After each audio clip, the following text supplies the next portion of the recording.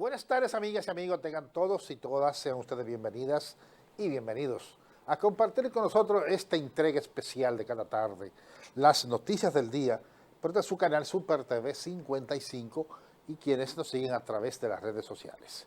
Hoy es jueves, ya estamos a 22 de diciembre, pisándoles los talones a Nochebuena y Navidad, los últimos días previos a Navidad.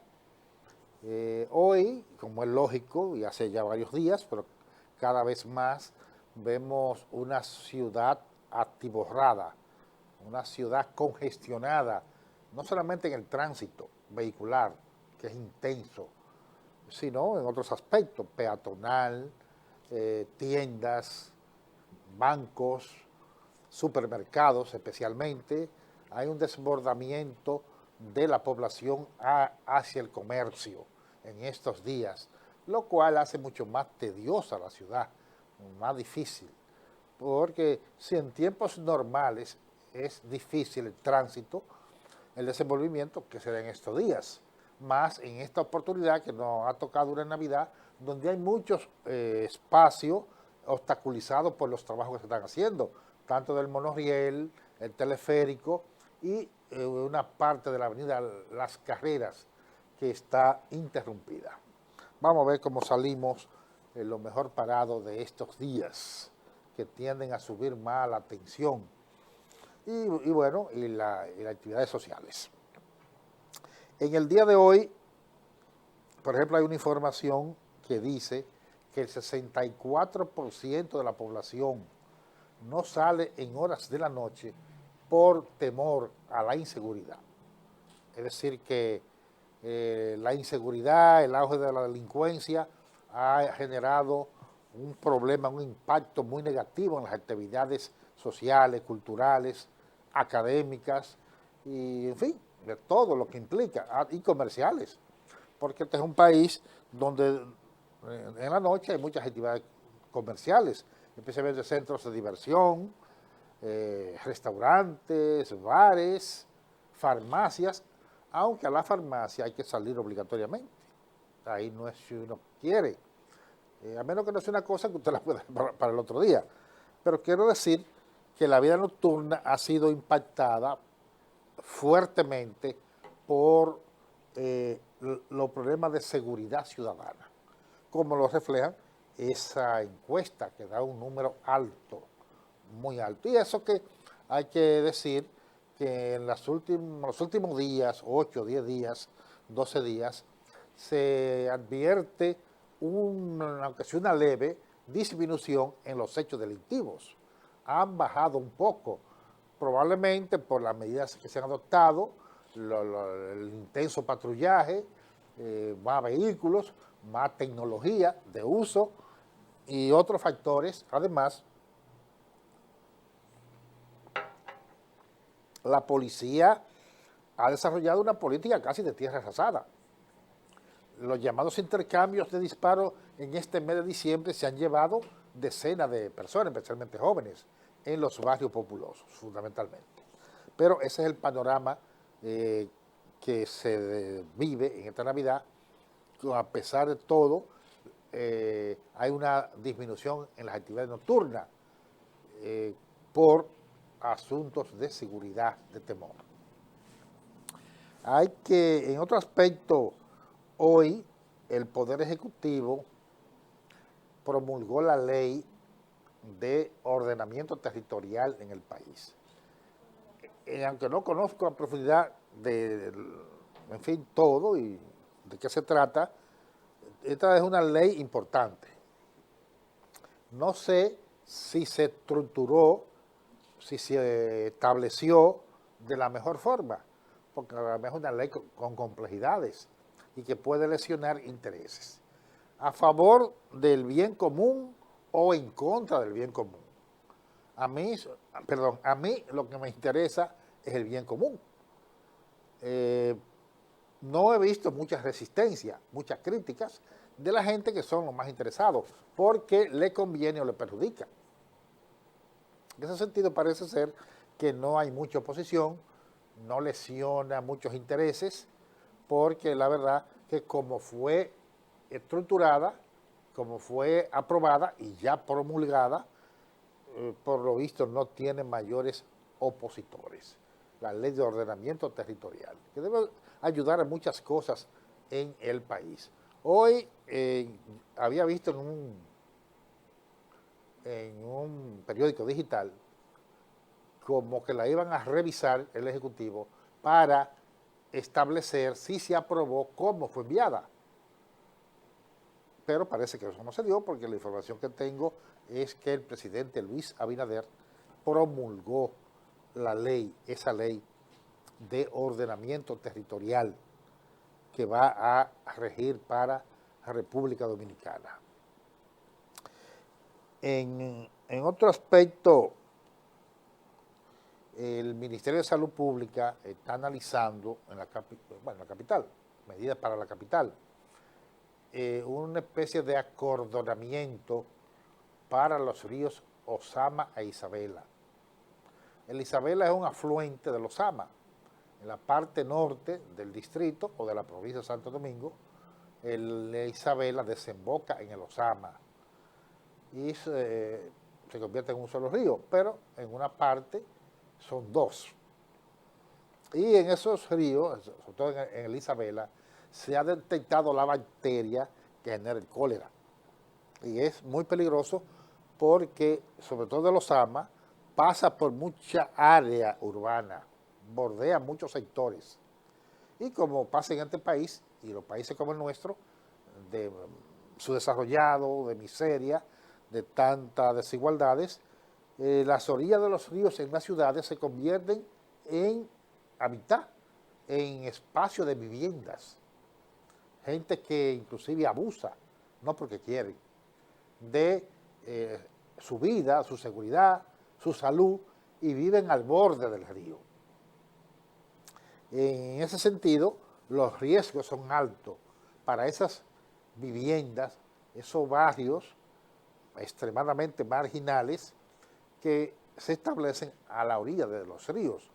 Ojalá que el gobierno establezca, salud pública, los mecanismos de controles, de educación, de advertencia más adecuados para evitar, porque en esas condiciones de vida es donde se dan los factores más indicados para el cólera, que es una enfermedad de la antihigiene, de la falta de salubridad, de la falta de higiene.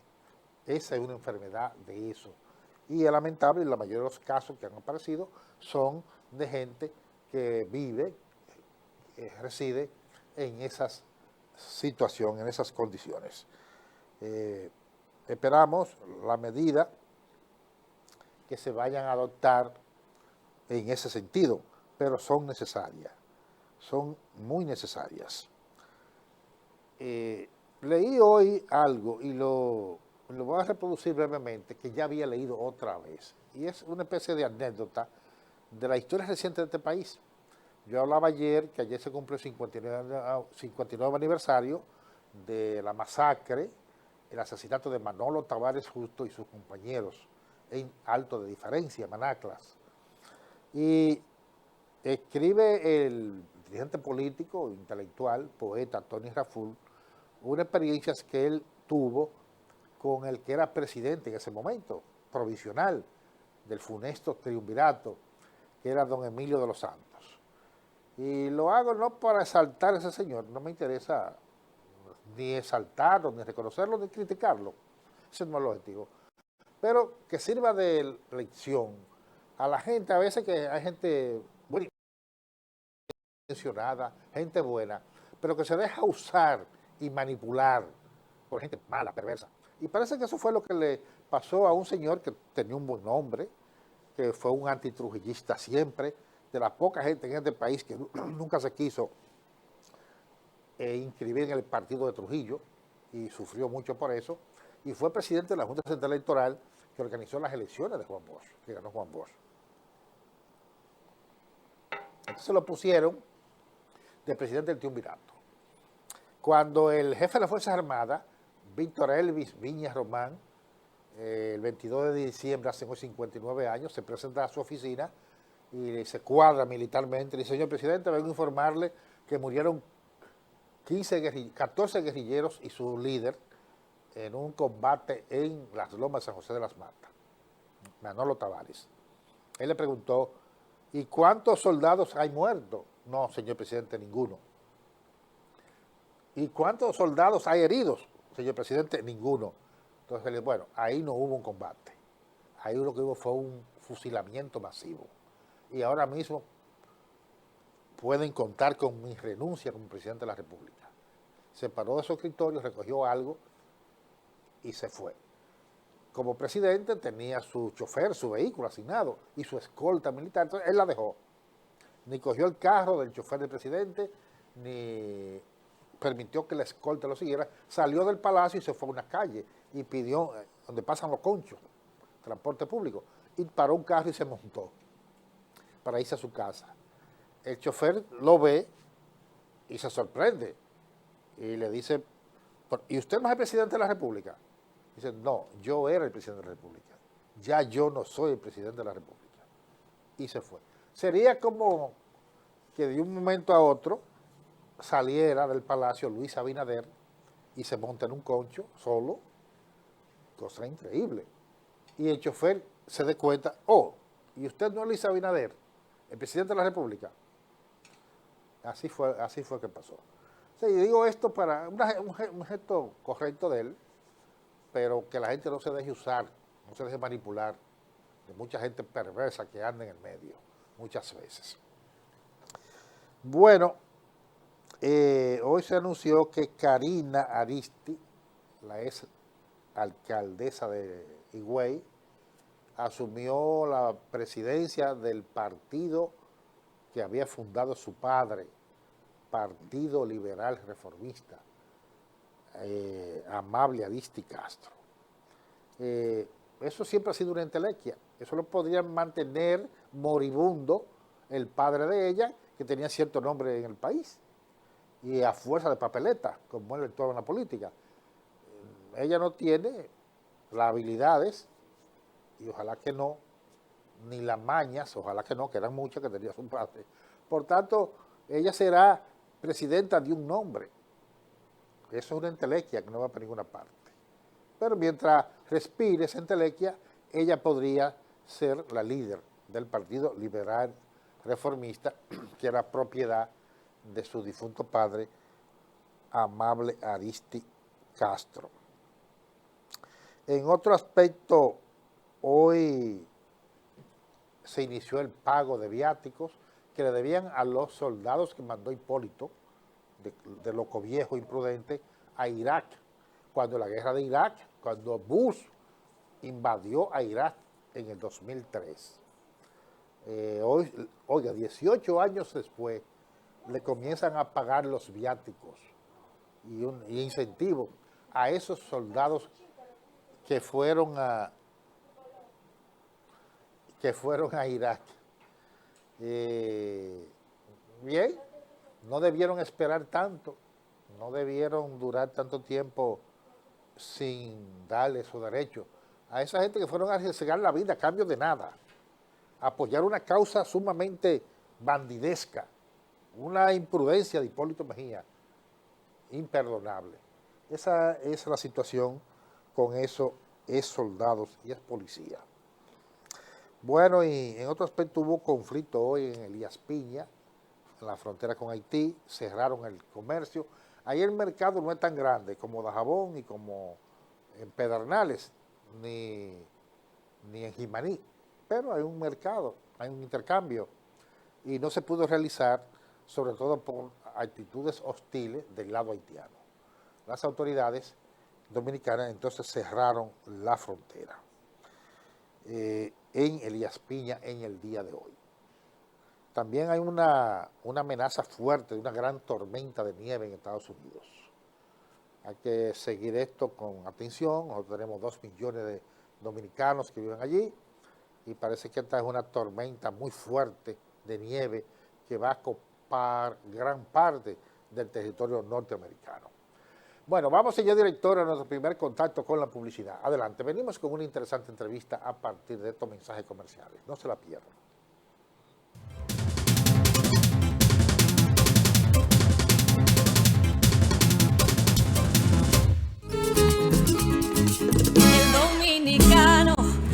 lo quiere puede.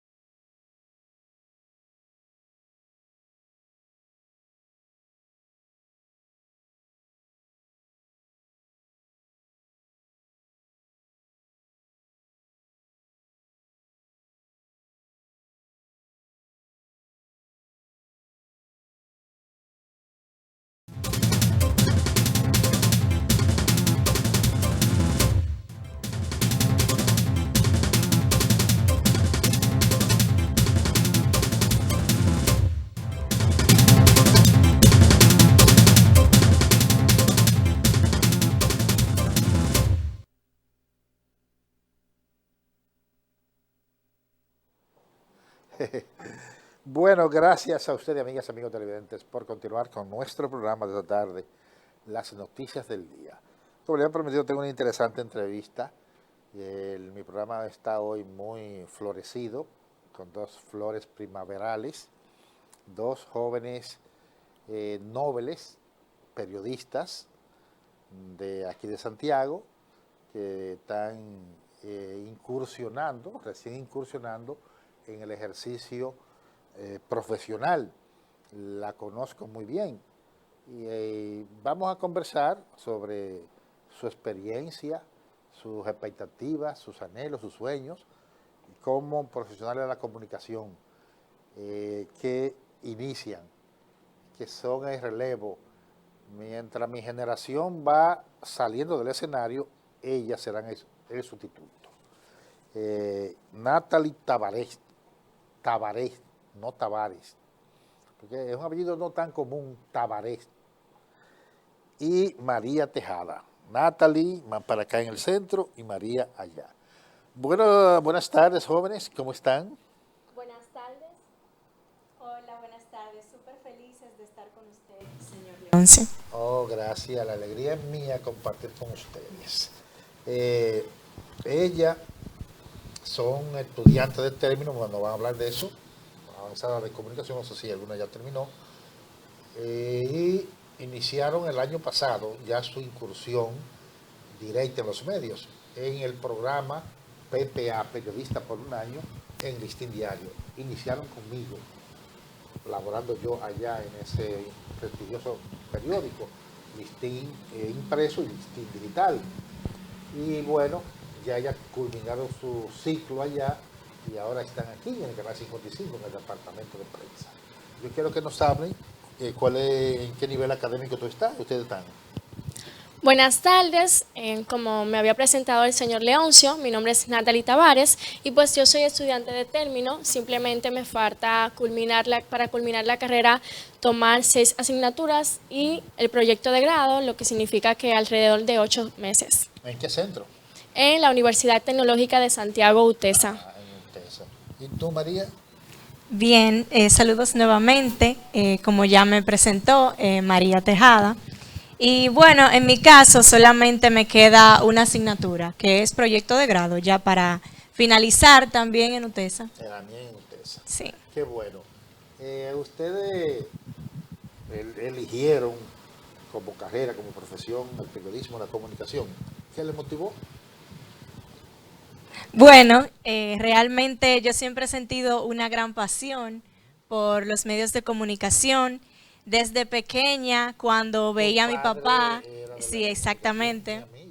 Claro, mi papá también es periodista, entonces como él tiene su programa, él va de vez en cuando a un programa de radio y por ahí me fui motivando.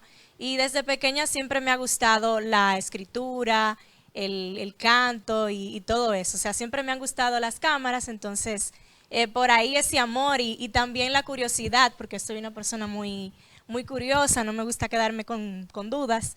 Y bueno, de ahí yo diría que nació ese amor. Siempre lo he visto desde pequeña. Natalie. Bueno, en mi caso yo elegí esta carrera principalmente porque siento que todo periodista que realmente esté apasionado por la carrera tiene esas ganas de ser voz, de muchas veces de los que no tienen voz y traer realidades al mundo. Entonces, esa es creo que lo que realmente motiva mi corazón cada día a despertarme y a haber elegido esta carrera. Y pues a mí me encanta el periodismo, siento que es una carrera muy bonita, que te reta cada día a aprender nuevas cosas, a enfrentarte a nuevos escenarios y elegí esta carrera porque es mi pasión, porque entiendo que es una carrera, como había dicho anteriormente, bonita, retadora y muy amplia, en la que te puedes desarrollar en diferentes aspectos y hacer diferentes propuestas.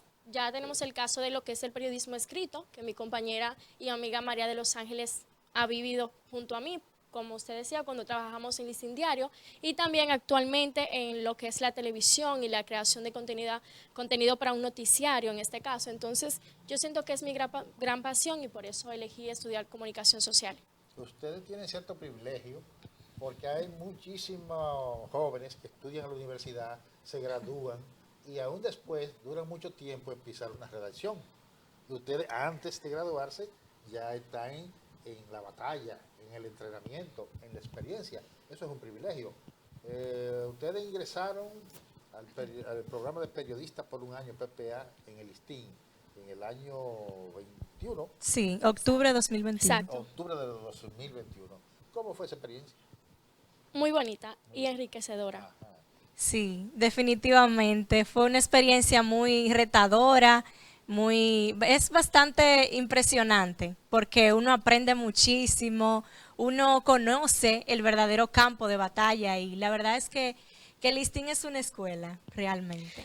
Así es una escuela porque aprendes a realmente vivir lo que es el periodismo, porque tenemos el caso de la comunicación, que también es retadora e implica muchos retos, pero el periodismo escrito te pide mucho, porque tienes que ir al lugar, luego tienes que escribir, hacer una buena redacción, porque es algo que se va a publicar, en este caso en un periódico muy importante en el país. Entonces, yo siento que esa oportunidad que nos dio el Listín fue muy bonita.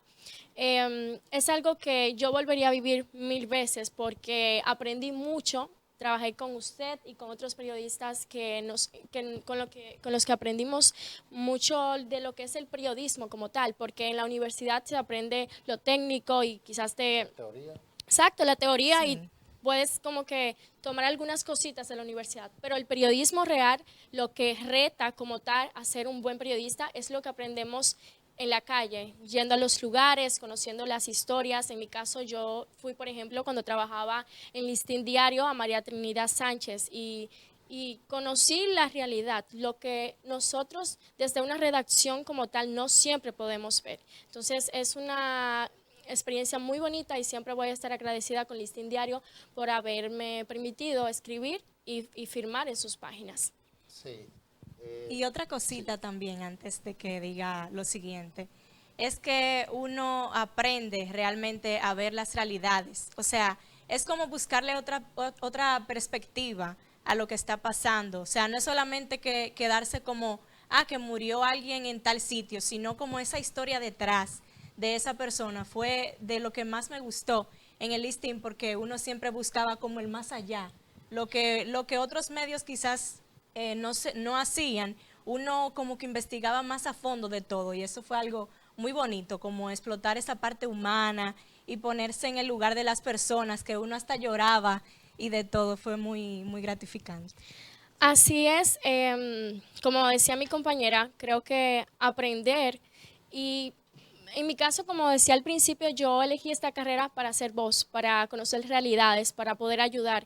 Y cuando tú realmente empiezas a saber las realidades que hay en las provincias, en los municipios de nuestro país, tú te enamoras más de lo que es la carrera. Y es retadora, porque a veces te topas con familiares que han perdido sus familias, a sus Golpes parientes. emocionales. Claro, y tienes Sí. que quitarte quizás esa parte humana o sea, saber jugar con el rol de periodista, que La es, profesionalidad y lo humano, y todo eso. claro, saber jugar con el rol de periodista, que es preguntarle a las personas lo que ha sucedido para lograr la noticia, el reportaje, pero también saber que eres humano y que estás tratando a una persona que, Está dolorida, que tiene claro, Sí. tiene emociones. Entonces, eso y otras realidades son las que hacen que como periodista cada día sepamos que estamos haciendo esto por pasión. ustedes, la generación de ustedes diferente a la mía, entraron como vamos a decir, el amateur, el aficionado, en el béisbol, que salta y comienza a jugar en grandes ligas. En mi generación no era así. Había que comenzar por clase A, AA, AAA. El periodismo de radio, en aquella época mucho más sencillo, menos exigente.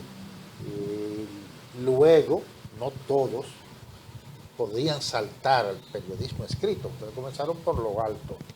Eso creo que le dio un reto y le dio un entrenamiento que la pone en mejores condiciones en otras esferas, como la televisión, las relaciones públicas, o lo mismo digital, que no es exactamente lo mismo que el escrito.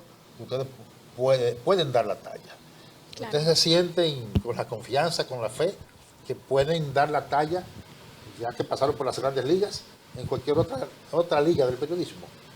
Claro, definitivamente. Es que o sea, como ya lo hemos mencionado, es una escuela que tú aprendes todas las vertientes y uno siente que le puede entrar a todo como sin miedo. Después de que uno pasa por el listín diario, ya uno siente que uno tiene la capacidad realmente de poder cumplir en cualquier otro medio. Yo diría que sí. Así es una pregunta muy curiosa porque de hecho cuando yo empecé a trabajar en listing, yo quizás me cuestionaba ¿voy a hacer un buen trabajo? ¿Seré capaz? Pese a que sí sabía que era mi gran pasión, pero ya cuando entras al listing y te retas diariamente a hacer un buen trabajo y a cumplir con tus deberes, ya cuando, por ejemplo, se me invitó a participar y a formar parte del equipo de prensa de este medio, ya yo venía como, soy capaz de hacerlo y cualquier reto que venga, quizás en un principio podemos tambalearnos y no hacerlo perfectamente, pero luego con el tiempo, ya al venir de este importante medio, somos capaces y creo que el listín diario, como decía mi compañera María, en un principio es una escuela y realmente, sin ser una universidad, forma profesionales. Bueno, yo soy testigo de esa acción porque trabajaron conmigo. Exactamente. Y sé que lo hicieron bien. El periodismo Sí. no todo de color de rosa, es una profesión muy difícil. Sí, difícil. El que lo quiere hacer con criterio, con ética, con dignidad, no siempre la pasa bien. Creo que es el camino, aunque se pague caro. Como jóvenes, yo entiendo que elegimos esta profesión para vivir de ella y tenemos derecho inclusive a vivir bien, pero cuidado a vivir bien a qué precio, que no debe ser a cualquier precio. O sea, Claro. quisiera ver, esto no es un confesionario Le estoy haciendo preguntas. Ustedes dicen lo que quieran y lo que no quieran no dicen, porque esto no es una confesión. Pero me gustaría, ante esta reflexión mía, ver cuáles son sus expectativas en torno a ese criterio mío. Bueno, como nuestros sueños y así sería. Bueno, realmente mi misión siempre es seguir aprendiendo. Yo donde sea que esté, quiero aprender y retarme y dar lo mejor de mí misma. Creo que eso es lo más importante. Yo siento pasión por todos los medios, o sea, así como estaba en el listín porque me gusta mucho escribir y me eligieron porque consideraron que tenía ese talento y esa capacidad, me siento muy a gusto con la televisión porque me encanta la imagen y todo eso.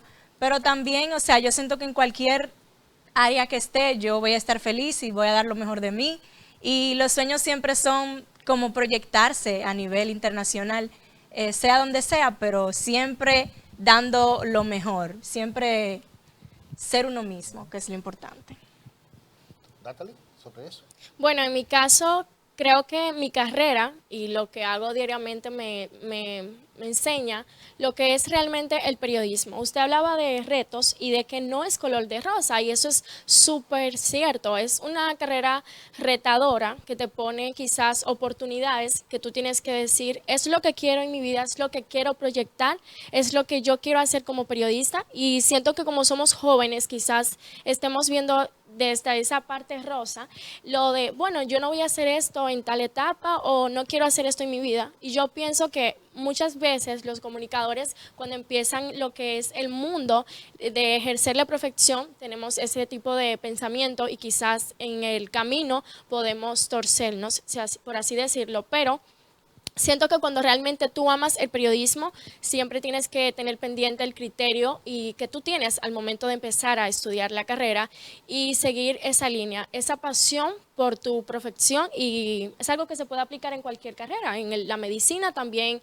no es color de rosa, pero en el caso del periodismo es mi gran pasión, es algo que quiero ejercer toda mi vida porque entiendo que es para lo que nací.